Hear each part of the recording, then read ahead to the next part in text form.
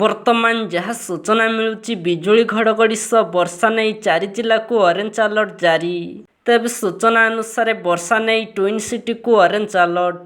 ଏହା ସହ 4 ଜିଲ୍ଲା ପୁରୀ, କଟକ, ଗଞ୍ଜାମ ଓ ଖୋର୍ଦ୍ଧାକୁ ନେଇ ମଧ୍ୟ ବିଜୁଳି ଘଡ଼ଘଡ଼ି ସହ ବର୍ଷା ନେଇ ଅରେଞ୍ଜ ଆଲର୍ଟ ଜାରି କରିଛି ପାଣିପାଗ ବିଭାଗ।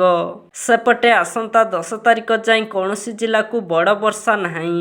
ବଙ୍ଗୋପସାଗରରେ ସୃଷ୍ଟି ହୋଇଥିବା ଲଘୁଚାପର ପ୍ରଭାବ ଓଡ଼ିଶା ଉପରେ ନଥିବାରୁ ଏଭଳି ପୂର୍ବାନୁମାନ କରିଛି ପାଣିପାଗ ବିଭାଗ। ତେବେ ଗତ 24 ଘଣ୍ଟା ମଧ୍ୟରେ ରାଜ୍ୟରେ ବିଭିନ୍ନ ଜିଲ୍ଲାରେ ବର୍ଷା ହୋଇଛି। ମୟୂରଭଞ୍ଜରେ ସର୍ବାଧିକ 80.4 ମିଲିମିଟର ବର୍ଷା ରେକର୍ଡ କରାଯାଇଛି। ଅନ୍ୟପଟେ ଭୁବନେଶ୍ୱର ସମେତ ବିଭିନ୍ନ ଜିଲ୍ଲାରେ ପ୍ରବଳ ଗରମ ଅନୁଭୂତ ହୋଇଛି। ଜଗତସିଂହପୁର ଓ ପାରଳାଖେମୁଣ୍ଡିରେ 37 ଡିଗ୍ରୀ ସେଲସିୟସ୍ ସର୍ବୋଚ୍ଚ ତାପମାତ୍ରା ରେକର୍ଡ ହୋଇଥିବା ବେଳେ ଭୁବନେଶ୍ୱରରେ 35.6 ଓ କଟକରେ 34.4 ଡିଗ୍ରୀ ରେକର୍ଡ କରାଯାଇଛି।